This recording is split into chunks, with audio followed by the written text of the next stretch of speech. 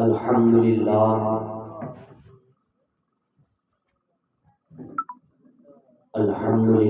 رب العالمین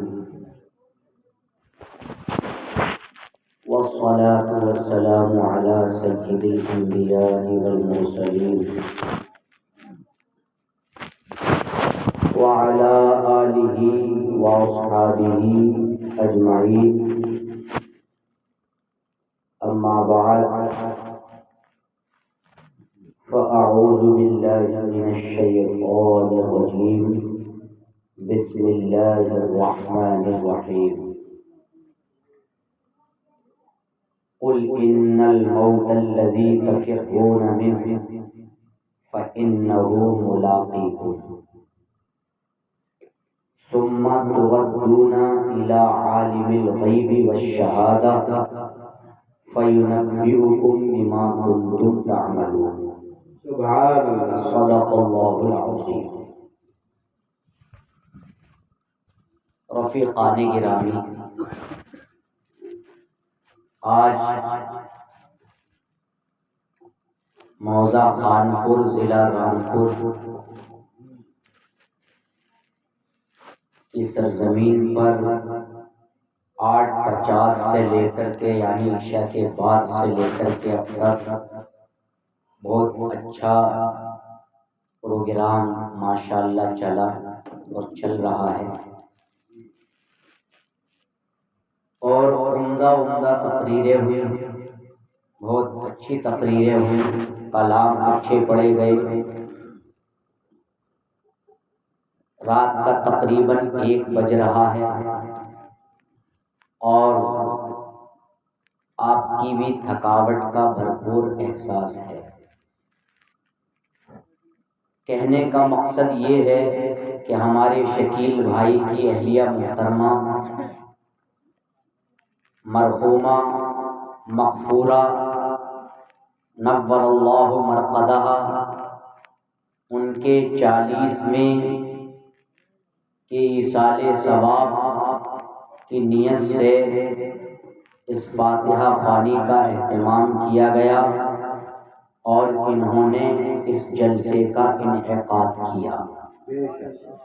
بہت پرانے ہمارے تعلقات ہیں، ورنہ خطیبوں کی الحمدللہ یہاں کمی نہیں تھی، اچھی تقریریں ہوئی، تو اصرار کیا تو محبت میں چلا آیا۔ اللہ تبارک و تعالی ہم اور آپ کا سب کا حاضر ہونا قبول فرمائے۔ اور سب سے خاص بات یہ کہ میت مرحومہ مغفورہ کو اپنے جوار میں جگہ مرحمت فرمائے، ان کی قبر کو روشن فرمائے اور ان کے پسماندگان کو صبر جمیل کی دولت سے مالا مال فرمائے۔ رفیقان گرامی، اب کچھ زیادہ کہنے کا وقت تو نہیں ہے، لیکن چونکہ جتنی بھی تقریریں ہوئی اور جتنی بھی گفتگو ہوئی اور آپ حضرات جو اتنی رات گئے یہاں بیٹھے ہیں، ان کا میں ایک مقصد بتا دوں۔ حضرات، بچپن سے لے کر کے اب تک ہم نے بہت ساری تقریریں سنی ہیں اور سنتے چلے آ رہے ہیں، لیکن تمام تر تقریروں کا مقصد اور گفتگو کا مقصد یہ ہونا چاہیے کہ قوم کو بھی آخرت کی یاد آنا چاہیے اور اپنی آخرت کو سنوارنا چاہیے، ہے نہیں بات؟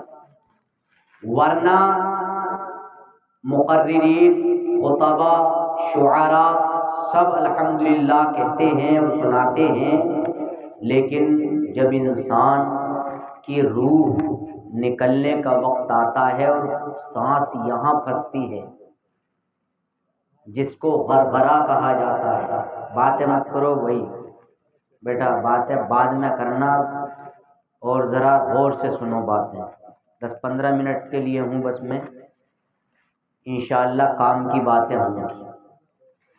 تو انسان کی جب روح نکلنے کا وقت قریب آتا ہے اور روح اس کی یہاں آ کر کے پھنستی ہے گلے میں، تو جانتے ہو علامہ شامی فرماتے ہیں اس کی روح جب نکالی جاتی ہے تو سب سے پہلی پہچان اس مرنے والے کی یہ ہوتی ہے کہ اس کی ناک ٹیڑھی ہونے لگتی ہے۔ غور سے سنیں ذرا، اور دھیرے دھیرے اس کے پورے جسم سے اس کی روح کو کھینچ لیا جاتا ہے۔ ہم نے بھی بہت ساری تقریریں کی، لیکن ہمیں یہی تجربہ بھی دیا کتابوں نے، اور تجربہ ملا بھی کہ بارہا علمی تجھے سمجھا چکے، مان یا مت مان آخر موت ہے۔ اللہ جل مجدہ قرآن میں ارشاد فرماتا ہے، اے محبوب آپ فرما دیں ان الموت الذی تفرون منہ، جس موت سے تم بھاگتے ہو فإنہ ملاقیکم، وہ تم سے ضرور آ کر ملے گی، پھر تم کو اللہ کی بارگاہ میں لوٹا دیا جائے گا اور وہ تم کو تمہارے اعمال جتا دے گا۔ ایک پارہ نہیں، 2 پارے نہیں، بلکہ یہ علماء، حفاظ، قراء بیٹھے ہیں، ان سے پوچھ لو، قرآن میں جگہ جگہ آخرت کا ذکر ہے۔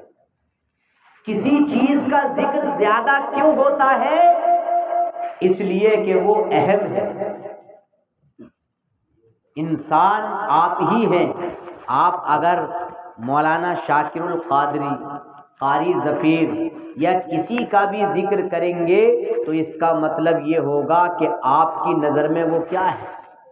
اہم ہے، زیادہ امپورٹنٹ ہے۔ اب ذرا قرآن کریم کی تلاوت کر کے دیکھیں، جگہ جگہ میں آپ سے سوال کرنا چاہتا ہوں کہ آخرکار آخرت کی بات، آخرت کی یاد، جنت کی بات، جہنم کی بات آخرکار جگہ جگہ کیوں ہے؟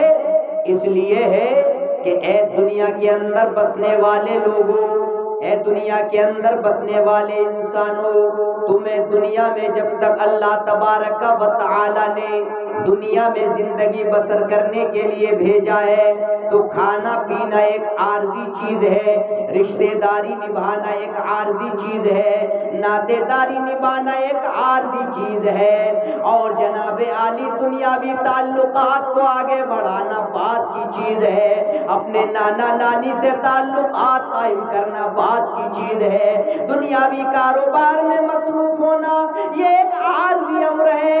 اللہ تبارک و تعالی نے جو قرآن کریم میں جگہ جگہ موت کا ذکر فرمایا ہے، کہیں جنت کی نعمتوں کا ذکر فرمایا ہے، کہیں جہنم کی وعیدات کا ذکر فرمایا ہے، یہ بتانے کے لیے فرمایا ہے کہ دنیا کے اندر بسنے والے میرے بندے، اگر تجھے دنیا میں زندگی بسر کرنا ہے، اگر تجھے دنیا کے اندر زندگی کامیاب کرنا ہے تو میری بارگاہ میں سر جھکانا پڑے گا، کامیاب ہو جائے گا، اور کامیابی تیرے قدم چومے، ورنہ تو یہ بات شاعر بھی کہہ گیا، خوب دنیا کی دولت کمائی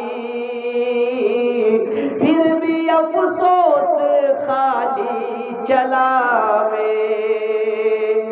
یہ تجربہ بھی ہے، ہم نے مرنے والوں کو دیکھا ہے، جن کی جانیں نکلی ہیں انہیں دیکھا ہے اور بڑے قریب سے مشاہدہ کیا ہے۔ کوئی دعویٰ کر سکتا ہے کہ بڑے سے بڑا جگری میرے ساتھ دفن ہونے کے لیے جا رہا ہے؟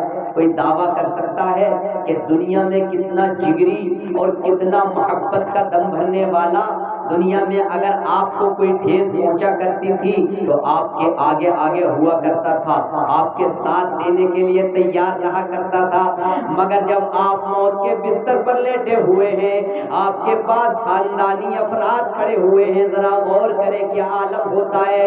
اگر ادنا سی سوئی چبو دی جائے تو کیا حال ہوگا۔ اٹھائیے ایک حدیث کی کتاب کا نام ہے شرح الصدور بشرح حال الموتى والقبور، یہ علامہ جلال الدین سیوطی رحمت اللہ تعالی علیہ کی کتاب ہے۔ میرے امام نے ایک حدیث پاک نقل فرمائی ہے، وَأَخْرَجَ أَبُو يَعْلَى فِي مُسْنَدِهِ عَنْ طَرِيقٍ عَنْ يَزِيدِ الرُّقَاشِي عَنِ النَّبِيِّ صَلَّى اللَّهُ تَعَالَى عَلَيْهِ وَسَلَّمَ يَقُولُ اللَّهُ تَبَارَكَ وَتَعَالَى لِمَلَكِ الْمَوْتِ انطلق إِلَى وَلِيِّ فَإِنِّي قَدْ جَرَّبْتُ بِالسَّرَّاءِ وَالضَّرَّاءِ فَوَجَدْتُهُ أَحَبَّ إِنِّي لَأُرِيدُ أَنْ أُرِيحَهُ مِنْ هُمُومِ الدُّنْيَا وَغُمُومِهَا فَيَجْلِسُ مَلَكُ الْمَوْتِ عِنْدَهُ وَمَعَهُ 500 مِّنَ الْمَلَائِكَةِ وَمَعَهُمْ حَنُوطٌ مِّنْ حَنُوطِ الْجَنَّةِ وَكَفَنٌ مِّنْ أَكْفَانِ الْجَنَّةِ۔ سبحان اللہ سبحان اللہ۔ پوری لمبی حدیث ہے، انواد ذرا سن لو، ٹائم کم ہے، ترجمہ سن لو۔ یہ وہ عالم دین ہیں، اور خواتین بھی ذرا غور سے سنیں، یہ نمازیں بہت چھوڑتی ہیں۔ میں بات کہتا ہوں حق، ہماری اسلامی خواتین ماں اور بہنیں نماز چھوڑنے میں بڑی آگے رہتی ہیں، معاذ اللہ۔ اور روزے رکھواؤ تو نفلی بھی نہ چھوڑے گی، ہزاری روزہ اچھی بات ہے، نفلی روزہ بھی رکھو، ثواب کا کام ہے، مگر نفل سے زیادہ اہم کیا ہے؟ بتاؤ آپ ہی، کیا ہے؟ فرض ہے، اللہ تبارک و تعالی کا فرض ہے، سب سے پہلے فرض کا مقام ہے۔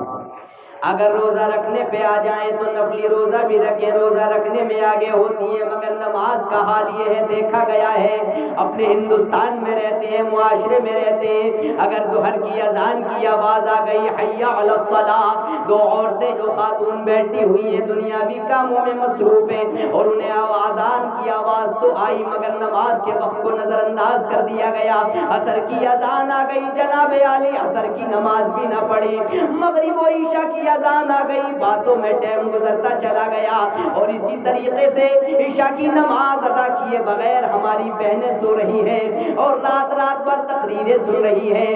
ارے ان تقریروں کا کیا فائدہ کہ مولانا شکیل بریلی سے چل کر آئے اور پوری رات تقریر کر کے چلے جائیں، چیخو پکار کر کے چلے جائیں، مگر عمل اگر نہ کیا جائے تو میں ان عورتوں سے، اپنی اسلامی ماں اور بہنوں سے اور آپ تمام سے پوچھنا چاہتا ہوں، بتاؤ جب موت کا عالم ہوگا، جب چاروں طرف خاندانی کھڑے ہوں گے، ملک الموت تمہارے سامنے آئیں گے، ملک الموت روح نکالنے کے لیے تیار رہیں گے، اس وقت مجھے جواب دے دیا جائے، کیا کوئی خاندان والا کام آئے گا؟ کیا کوئی ناطے دار کام آئے گا؟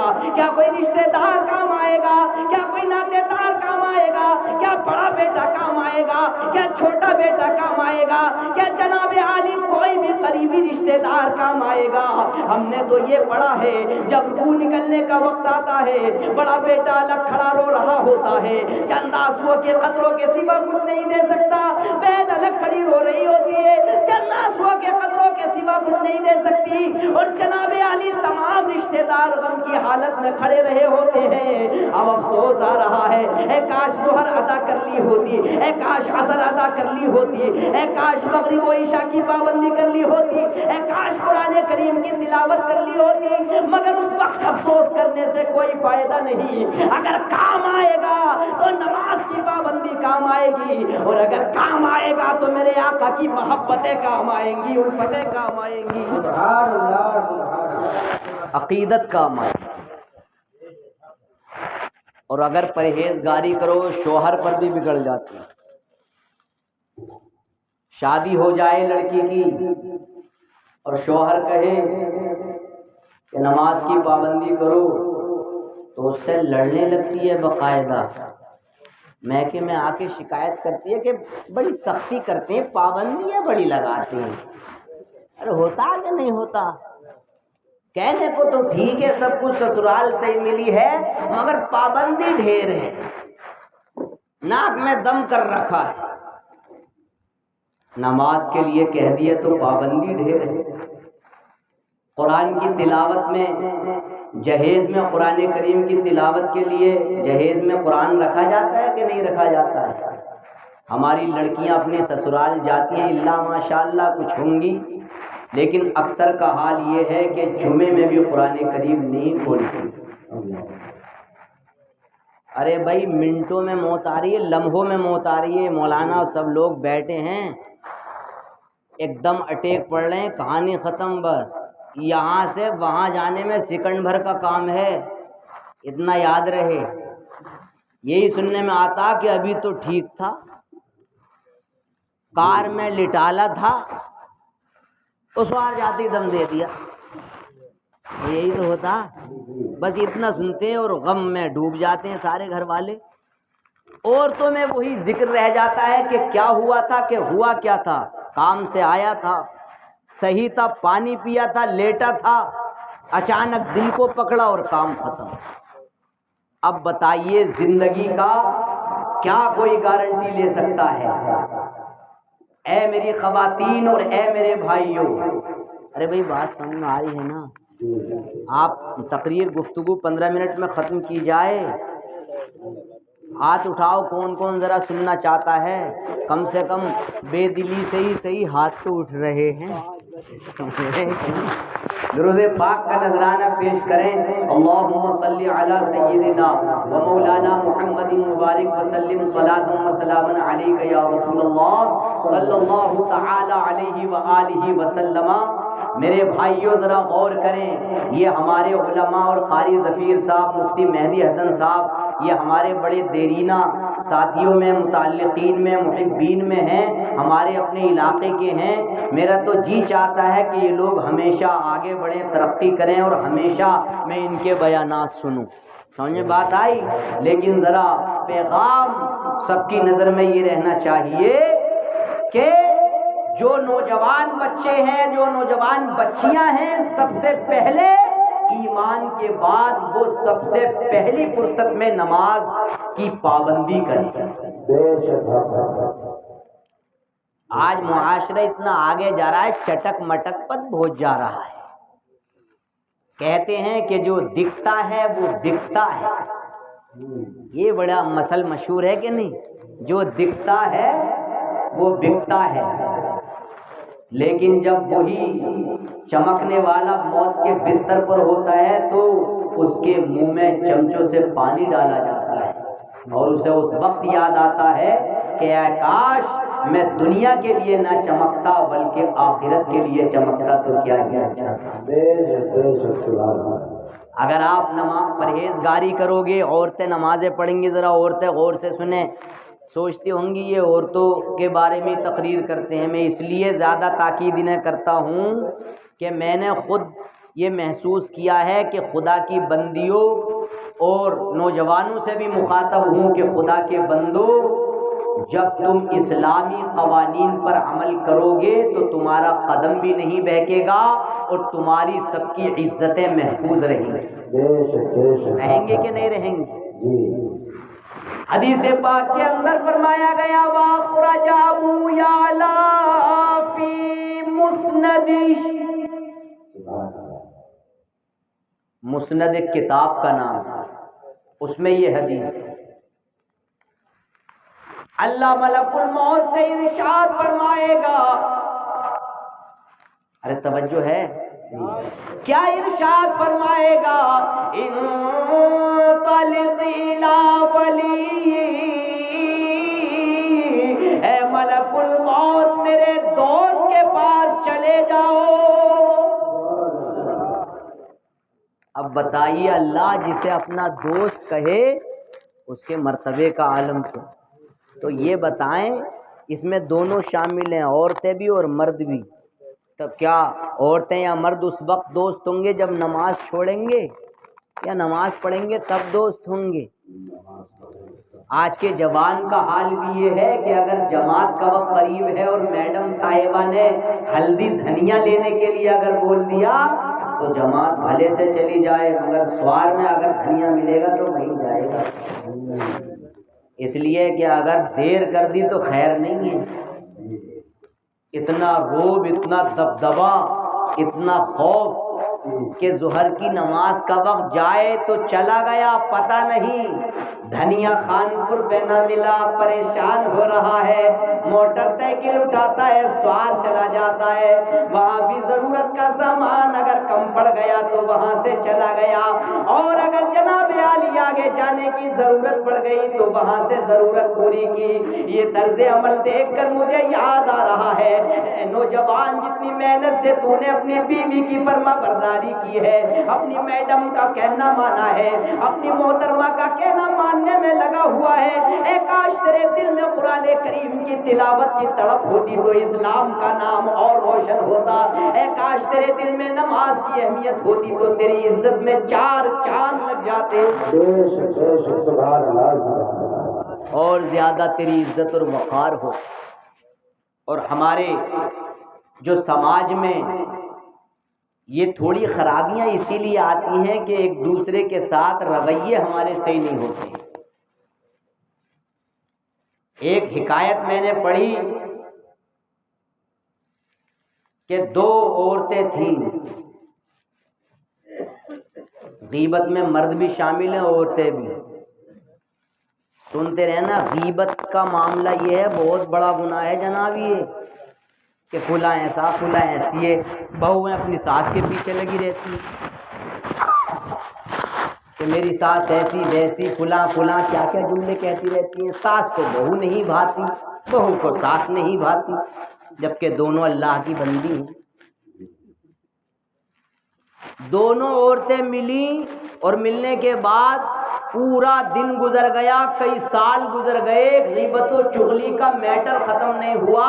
جب وہ یعنی آپس میں جدا ہوئی تو بولی کہ بہن اگلے سال یا کبھی ملاقات ہوگی تو باقی بات آئندہ کی جائے گی۔ اب اس سے اندازہ لگائے کتنا مواد ہوتا ہے، ان کے میٹر چھپا ہوا ہوتا ہے، اور پان کھا کھا کے موڈ بناتی ہیں یہ غیبت کا۔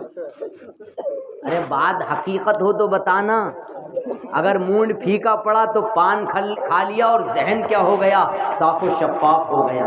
اے میری بہنوں اور اے میری بیٹیوں اور بہوؤں، ذرا سنو، اگر آپ اور ہم سب پرہیزگاری اختیار کریں گے تو حدیث رسول بلکہ حدیث قدسی گواہ ہے، میں نے ابھی آپ کے سامنے پڑھی، اللہ فرمائے گا، ملک الموت سے فرمائے گا، انطلق الی ولی،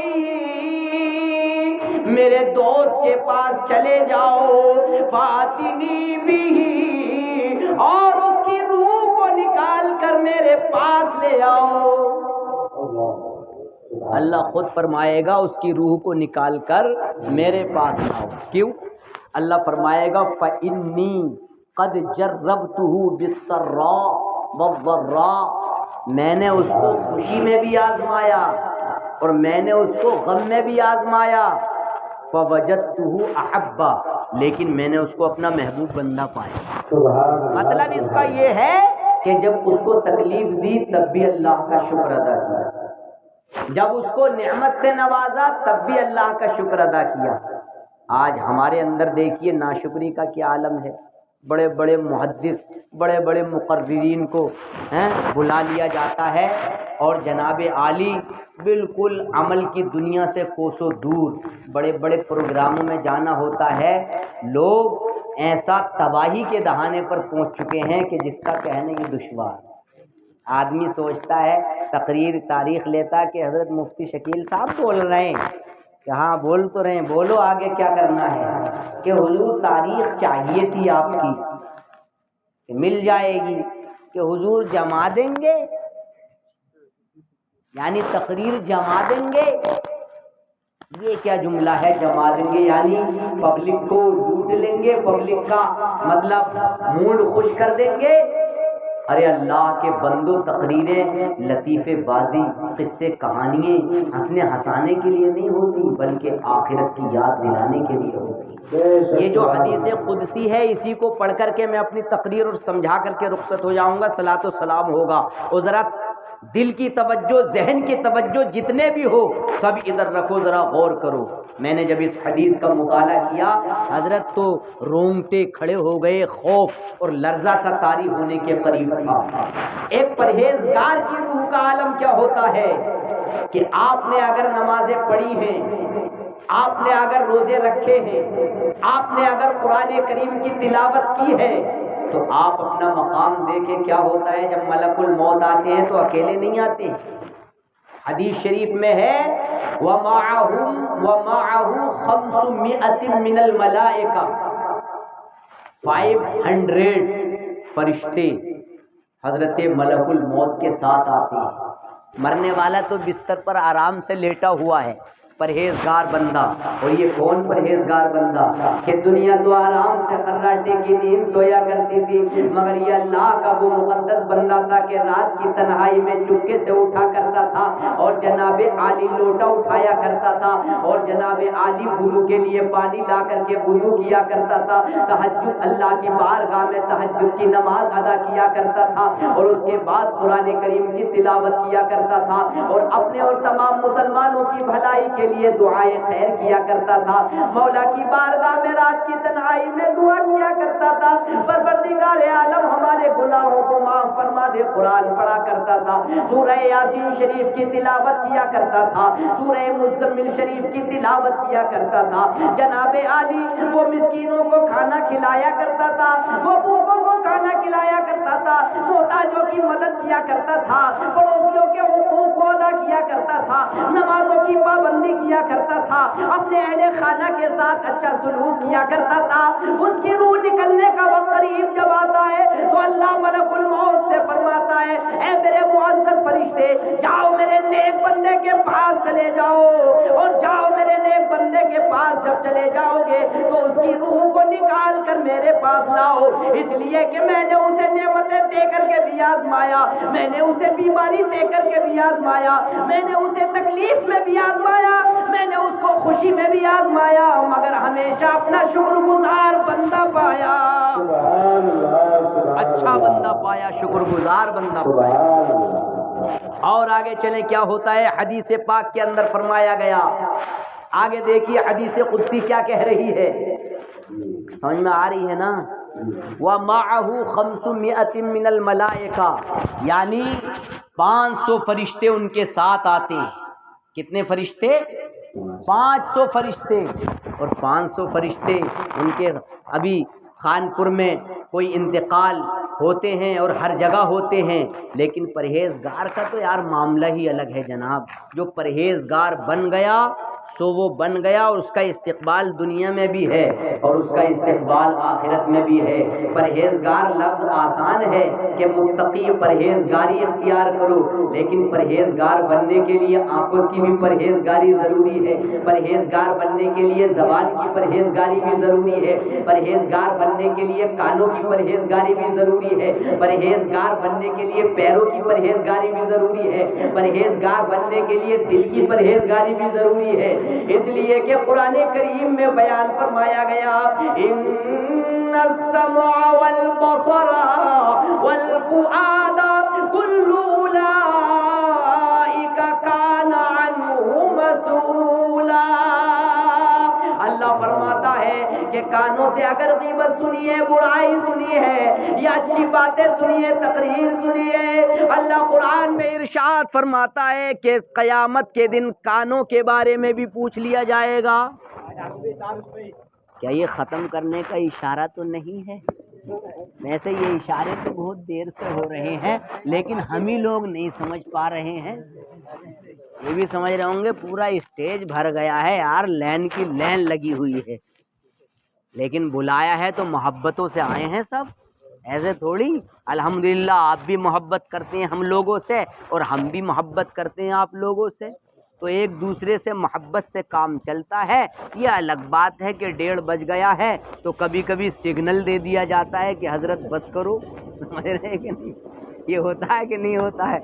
اور اس کے بعد جنریٹر اب دیکھیے چلا دیا گیا. بہرحال آدھا گھنٹہ میری گفتگو کو ہونے جا رہا ہے. ہمیں بات آئی کہ نہیں؟ اب آپ لوگ بالکل صلاۃ و سلام کے نذرانے کے لیے پیش کرنے کے لیے تیار رہیں. میں اپنی بات پوری کر دیتا اگر اجازت ہوتی تو. بنا محض کے بولنے طبیعت نہیں کرتی ہے نا. درود پاک پڑھیں. اللہم صلی علی سیدنا و مولانا محمد مبارک وسلم صلاۃ و سلام علیک سیدی یا رسول اللہ صلی اللہ تعالی علیہ وآلہ وسلم. غور کریں ایک پرہیزگار کی روح کیسے نکلتی ہے کہ جب ملک الموت آتے ہیں تو اکیلے نہیں آتے ہیں. میں نے کیا بتایا کتنے فرشتے ہوتے ہیں؟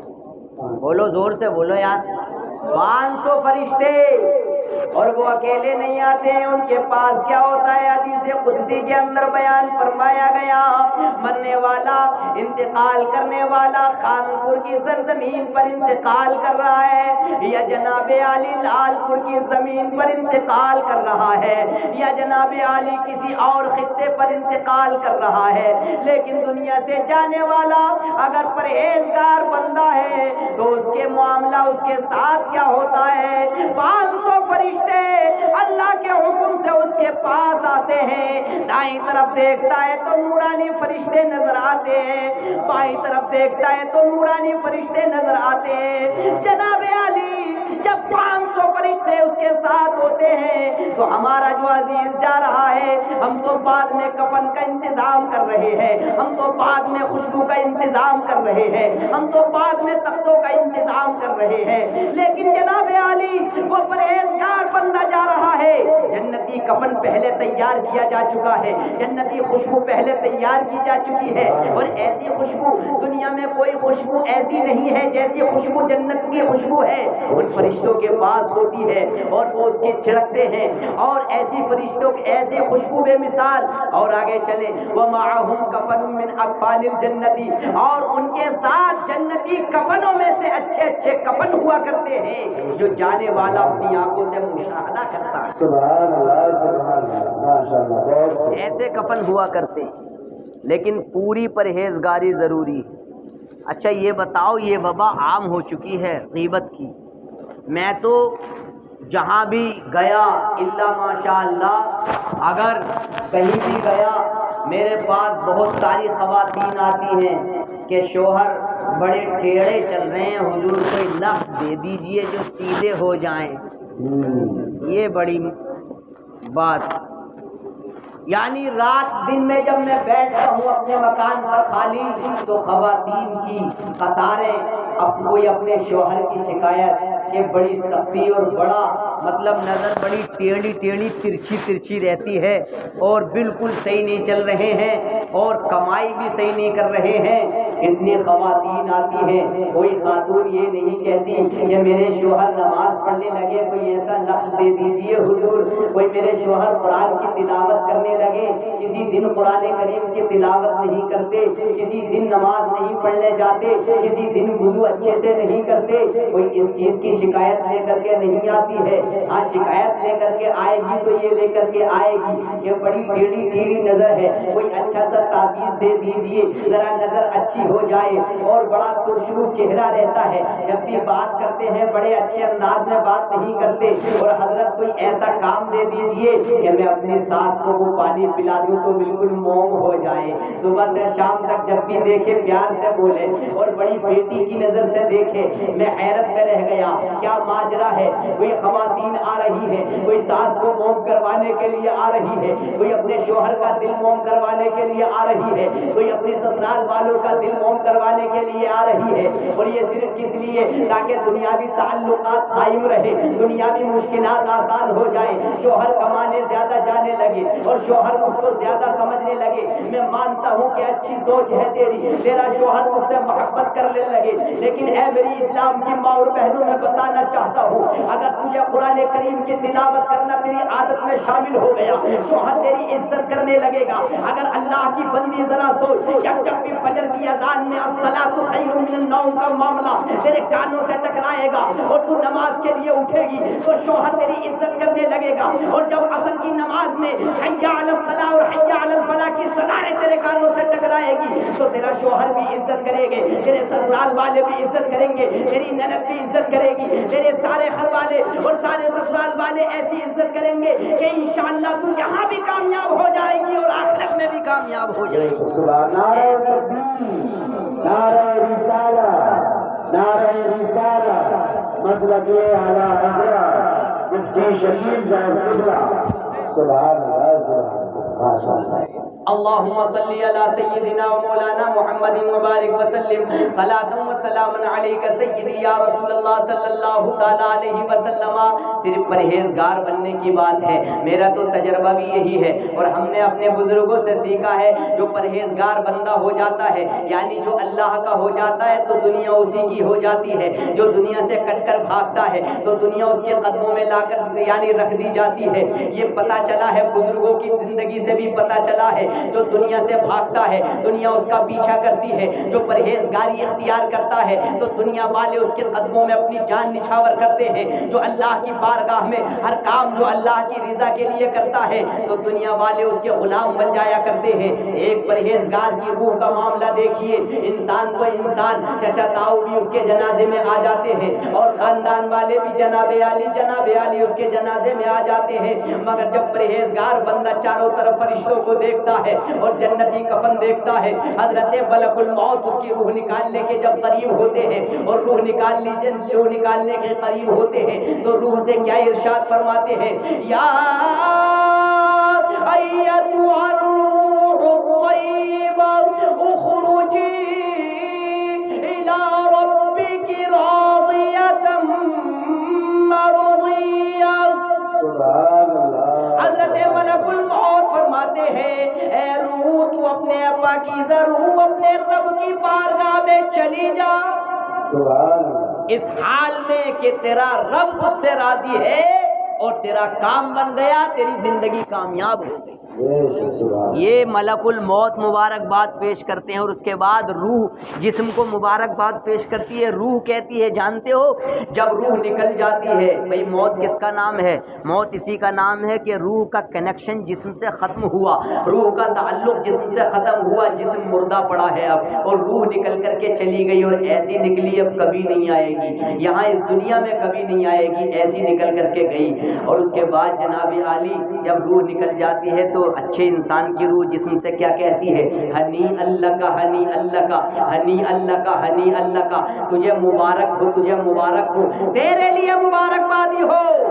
روح جسم سے جب کہتی ہے تو جناب عالی اب جسم کہتا ہے کس چیز کی مبارکبادی پیش کی جا رہی ہے، آخرکار کس چیز کی مبارکبادی پیش کی جا رہی ہے، تو روح پکار پکار کر کہتی ہے اس کی مبارکبادی پیش کی جا رہی ہے، جب دنیا میں کوئی مجلس سجائی جاتی تھی، اللہ کا ذکر قائم کیا جاتا تھا، اللہ کی یاد کی جاتی تھی تو تیرے قدم اس کے لیے توڑنے کے لیے اس کی طرف تیار رہا کرتے تھے۔ اس لیے تیرے لیے ہنی اللہ کا، ہنی اللہ کا، تیرے لیے مبارکبادی ہو، تیرے لیے مبارکبادی۔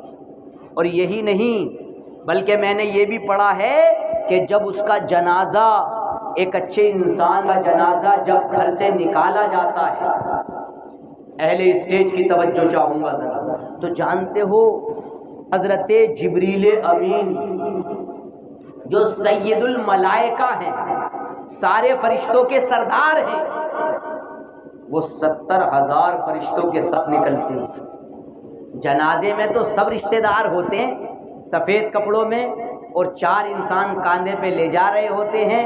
ہائے غفل وہ کیا جگہ ہے جہاں 5 جاتے ہیں 4 پھرتے ہیں، اور پیچھے پیچھے لوگ کلمہ شریف کا ورد کرتے ہوئے جاتے ہیں، مگر حدیث شریف کے اندر فرمایا گیا جب اس کی میت کو، جب اس کے جنازے کو نکالا جاتا ہے اور جناب عالی جب اس کو باہر کیا جاتا ہے تو حضرت جبریل امین اپنے 70,000 یعنی فرشتوں کے ساتھ نکلتے ہیں، یستقبلونہ بالاستغفار،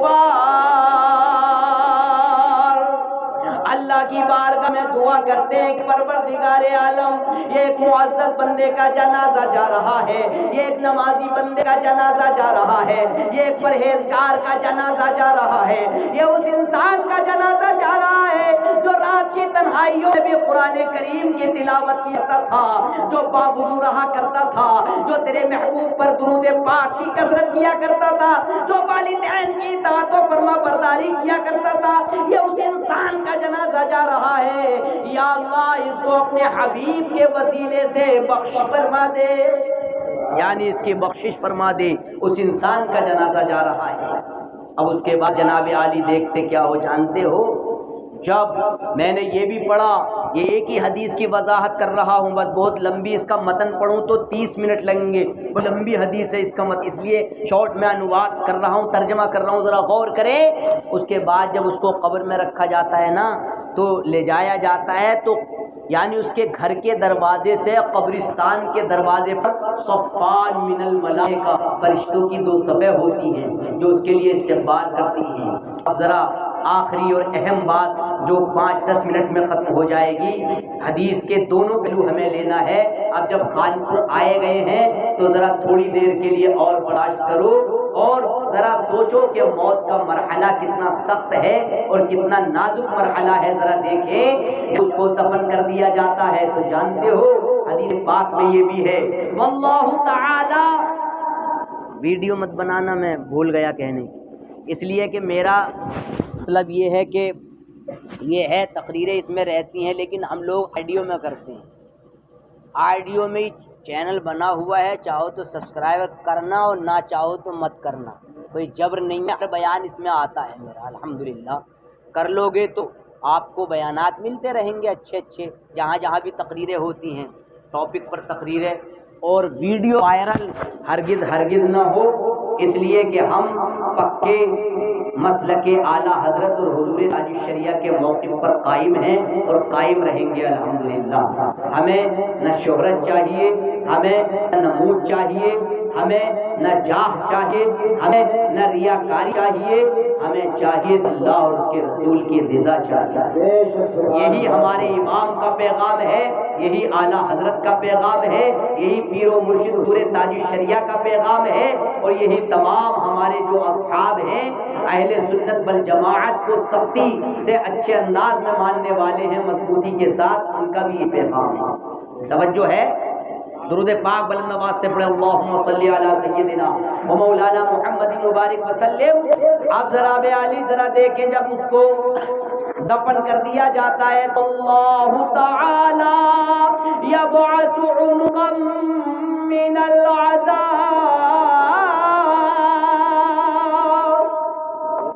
اللہ تبارک و تعالی عذاب کی گردن بھیجتا ہے، اس پرہیزگار کی قبر میں کیا بھیجتا ہے؟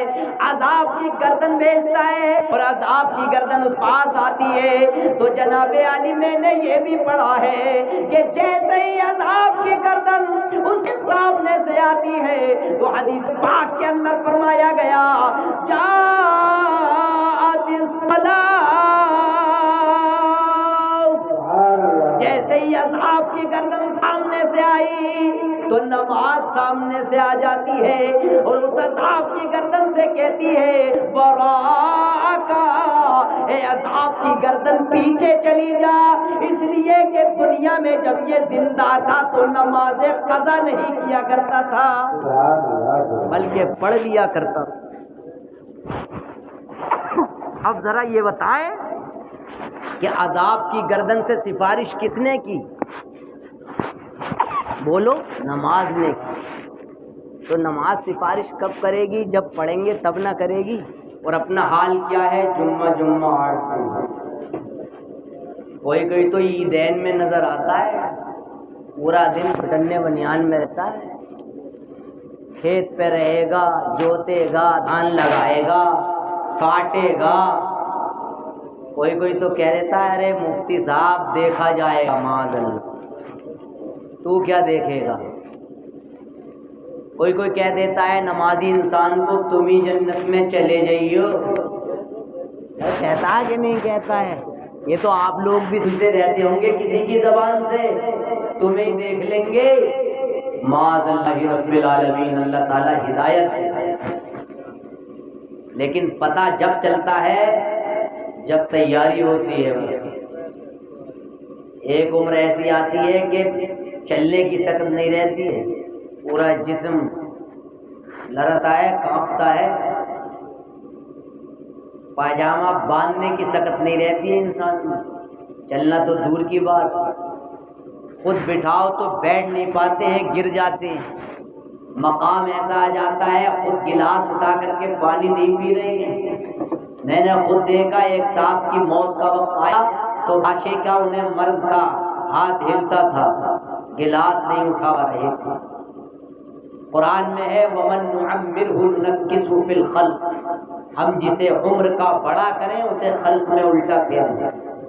بچپنے میں جیسی عقل رہتی ہے کچھ یاد نہیں رہتا، چاند دیکھتے ہو وَالْقَمَرَ قَدَّرْنَاهُ مَنَازِلَ، چاند کی منزلیں ٹھہرائی، نکلتا ہے چھوٹا ہوتا ہے، پوچھا جاتا ہے مفتی صاحب چاند نکلا کیا عید کا، نظر آیا کیا عید کا؟ جو صبح کو عید منائی جائے تو شہادت آتی ہے، چاند کا ثبوت ہو جاتا ہے، عید منائی جاتی ہے، دھیرے دھیرے چاند بڑھنے لگتا ہے، ایک دن کا ہوا اور قطار بڑھ گئی، 2 دن کا ہوا اور جناب عالی موٹا ہوتا چلا جا رہا ہے، ایک دن ایسا آ گیا وہ چاند جناب عالی 14 دن کا ہو گیا، اب پوری ٹکیا کی طرح وہ ہر جگہ گاؤں میں نظر آ رہا ہے، اس کی روشنی پورے انسانوں کو پہنچ رہی ہے۔ اب کہا جاتا ہے 14ویں کا چاند ہے، کتنی روشنی پھینکا رہا ہے۔ اب کہا جا رہا ہے جب 14 دن کا چاند ہو گیا تو میں نے آپ سے پوچھا، مولانا شاکر القادری قاری ظفیر سے پوچھا یہ چاند اتنا گول اور بڑا کیوں ہے؟ تو جواب دے دیا گیا ارے مفتی صاحب ذرا سنو، غور سے سنو، یہ چاند اس لیے گول اور بڑا ہو گیا ہے کہ اپنی جوانی کو پہنچ گیا ہے، 14ویں کا چاند ہو گیا ہے، اپنے شباب کو پہنچ گیا ہے، اپنی طاقت کو پہنچ گیا ہے، اس لیے چاند کی روشنی بھی جگہ جگہ نظر آ رہی ہے۔ مگر اے خانپور کے بسنے والے خوش عقیدہ لوگوں، ایک دن ایسا بھی آتا ہے، ایک لمحہ ایسا بھی آتا ہے کہ جیسے تاریخ بڑھتی نظر آتی ہے، ذرا توجہ کریں، قریب کریں اپنے ذہن کو، ذرا غور کریں، ایک وقت ایسا بھی آتا ہے کہ 16ویں کا جب تاریخ کا معاملہ آتا ہے، جب 16ویں تاریخ ہوتی ہے تو چاند ڈوب کر نکلنے لگتا ہے، ہوتا ہے کہ نہیں ہوتا ہے؟ اندھیرے میں نکلتا ہے اور دن بڑھنے لگے، 20 21 22 23 24 بہت زیادہ رات میں نکلنے لگا، لیکن لاسٹ میں جب چھپنے کا ٹائم قریب آ جاتا ہے تو فجر میں وہی قطار رہ جاتی ہے۔ اب سوال پیدا ہوا، ذہن میں سوال پیدا ہوا، آخر کار وجہ کیا ہے؟ چاند شروع سے نکلتا ہے تو چھوٹا ہوتا ہے اور اس کے بعد دھیرے دھیرے 14ویں تک اپنی منزلیں طے کرتا ہے، اور اس کے بعد جناب عالی جب 16ویں تاریخ کا آغاز ہوتا ہے تو وہ رات مار کر نکلنے لگتا ہے۔ ایک ٹائم ایسا آتا ہے کہ وہ جناب عالی بہت زیادہ رات میں نکلتا ہے، اور اس کے بعد ایک وقت ایسا آتا ہے اب وہ چھپ جاتا ہے اور وہ نظر بھی نہیں آتا، اس کے بعد وہ کھجور کی شاخ کی طرح تھوڑا تھوڑا نظر آتا ہے۔ ہم نے سوال کیا آخر کار اس میں کیا حکمت ہے؟ تو قرآن کریم کی آیت کریمہ سے ہمیں سبق ملا، اے دنیا کے اندر بسنے والے لوگوں، اے دنیا کے اندر زندگی بسر کرنے والوں، اپنی زندگی کا حساب اگر لگانا ہے تو چاند کے بارے میں غور و فکر کر لو۔ چاند کا معاملہ جیسا ایسا ہے، جب شروع میں ہوتا ہے ایسے ہی تمہارا بچنا ہے، جب ماں کے شکم میں پیدا ہوئے اور 2 مہینوں تک اپنی ماں کی چھاتی سے دودھ پیتے رہے تو ننا منا کھلکھلاتا بچہ اپنے میدان میں کھیلتا ہے، اپنے آنگن میں کھیلتا ہے، اس کی ماں اس کو پیار کرتی ہے، اس کے چچا پیار کرتے ہیں، اس کے تاؤ پیار کرتے ہیں، اس کے خاندان والے پیار کرتے ہیں، اس کے اعزاء اقربا پیار کرتے ہیں۔ آخرکار وجہ کیا ہے؟ سب کا دلارا ہے، بچہ بڑا اچھا ٹہل رہا ہے، بچہ بڑا خوبصورت لگ رہا ہے، اور دھیرے دھیرے وہ 5 سال کا ہو گیا، دھیرے دھیرے 14 سال کا ہو گیا، دھیرے دھیرے 15 سال کا ہو گیا۔ اب تاؤ بھی کا رشتہ تلاش کرنے کے لیے جا رہے ہیں، چچی بھی اس کا رشتہ دیکھنے کے لیے جا رہی ہے، خاندان والے بھی رشتہ دیکھنے کے لیے جا رہے ہیں۔ ہم نے سمجھ لیا اے دنیا کے اندر بسنے والے انسان، تیری مثال چاند کی طرح ہے، جس کی جیسے چاند کی منزلیں ہیں کہ پہلے ابتدا میں چھوٹا، اس کے بعد شباب کی منزل طے کر لیتا ہے، ایسے ہی دنیا کے اندر بسنے والے انسان ایک دل بھی یعنی تیری زندگی چاند کی طرح منزلیں طے کرتی ہے۔ بچپنا آیا، اس کے بعد جوانی آئی، اس کے بعد بڑھاپا آیا، اور ایک مقام ایسا آتا ہے کہ اب ہاتھ اٹھنے کے قریب نہیں آ رہا ہے، اب باپ کھڑا رو رہا ہے، ارے میرے بیٹے کو بچا لو، ماں الگ کھڑی رو رہی ہے، میرے بیٹے کو بچا لی جائے، خاندان والے الگ کھڑے رو رہے ہیں، میرے بیٹے کے لیے کچھ انتظام کیا جائے۔ لیکن میں جواب دینا چاہتا ہوں، آخرکار اس وقت کام آتا تو میرے آقا کی حدیث کی تلاوت سننا کام آتا، قرآن کریم کا درس کام آتا، اور میرے آقا کی شریعت پر عمل کر لیا ہوتا تو یہ سختیوں سے بھی بچ جاتا اور وہاں کی زندگی بھی کامیاب ہو جاتی۔ سبحان اللہ، سبحان اللہ، ماشاءاللہ۔ اور ذرا غور کریں، آخرکار ذرا دیکھیں اس کا پہلو یہ بھی دیکھیں، جب ایک گناہگار کی روح نکلنے کا وقت قریب آتا ہے تو ذرا ملاحظہ فرمائیں۔ گناہگار، اللہ فرمائے گا انطلق الی عدوی، میرے دشمن کے پاس چلے جاؤ۔ کیا فرمائے گا؟ میرے دشمن کے پاس چلے جاؤ۔ تو آخری بات ہے، ذرا دیکھیں، جانتے ہو فرشتے اکیلے، وہ فرشتہ اکیلا نہیں آتا ہے، ملک الموت 500 فرشتے آتے ہیں، اور مرنے والے کو ان کی 12 آنکھیں نظر آتی ہیں۔ کتنی؟ 12۔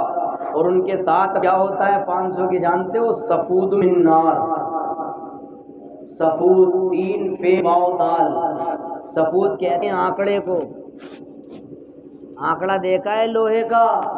ارے میلوں میں کباب کھائے ہوں گے، ٹیک کے کباب کھائے جاتے ہیں نا، لوہے میں چھید کے وہ قصائی پکاتے ہیں، وہ آنکڑا کہلاتا ہے۔ میمتے کی ٹنکی پہ جنہوں نے کام کیا ہوگا، یہ حدیث رسول صلی اللہ علیہ وسلم ہے، اور حدیث قدسی ہے، کسی بھی کو بھی پروف ہم بنا پروف کے نہیں بولتے، اور بنا ادھر ادھر کی بات نہیں کرتے، جس کو پروف چاہیے کتابیں سب موجود ہیں، کوئی بھی آ کر کے پوچھ سکتا ہے۔ آج انسان اسی میں رہ گیا، سفود کا لفظ ہے، یاد رکھ لینا۔ یہ بھی ہم بشارتیں سنتے رہتے ہیں کہ جنت میں یہ نعمتیں، یہ بشارتیں۔ جب جنت نعمتوں کی بات ہے تو کیا جہنم کی وعیدات سنانا خطبہ کی ذمہ داری نہیں ہے؟ جہنم کے عذاب کون سنائے گا؟ نماز چھوڑنے پر وعیدات کون سنائے گا؟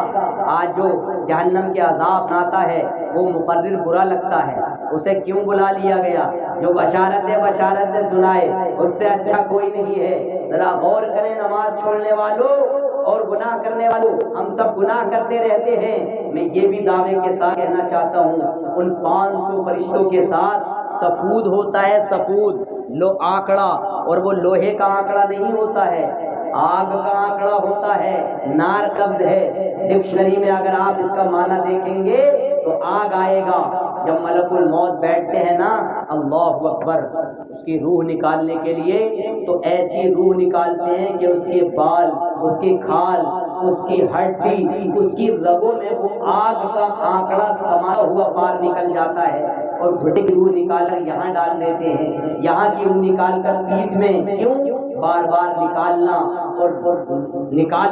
اور ڈالنا، تاکہ اس کو پتہ چل جائے کہ کتنی سختی سے اور کتنی شدت کے ساتھ روح نکل رہی ہے۔ اس وقت روح جسم سے کہتی ہے تبلکا تبلکا تبلکا، تو گیا کہاں سے؟ تو برباد ہو گیا، تو ہلاک ہو گیا۔ جسم کہے گا کیوں؟ روح کہے گی تو خود دیکھ لے، تیرا قدم جب بھی دنیا میں اٹھتا تھا تو اللہ کی ناراضگی والے کام اٹھا کرتا تھا، اتنی سختی کے ساتھ اس کی روح نکالی جائے گی۔ تو جہاں پرہیزگار کا استقبال ہے وہاں گناہگار اور دشمن کے لیے سختی کا مقام بھی ہے۔ اب آپ کے ہاتھ میں فیصلہ ہے، چاہے اپنی زندگی کو آباد کرو، چاہے اپنی زندگی کو برباد کرو۔ ہمارا کام اب تک پہنچانا، مان یا مت مان آخر موت ہے۔ وآخر دعوانا الحمدللہ رب العالمین۔ السلام علیکم ورحمۃ اللہ وبرکاتہ۔ جو کچھ میں نے کہا یا سنا بھولے یا قصداً جو غلطی ہو گئی ہو، میں آپ سب کو گواہ بنا کر اللہ کی بارگاہ میں توبہ کرتا ہوں۔ اللہ تبارک و تعالی میری توبہ قبول فرمائے۔ استغفر اللہ ربی من کل ذنب واتوب الیہ۔ لا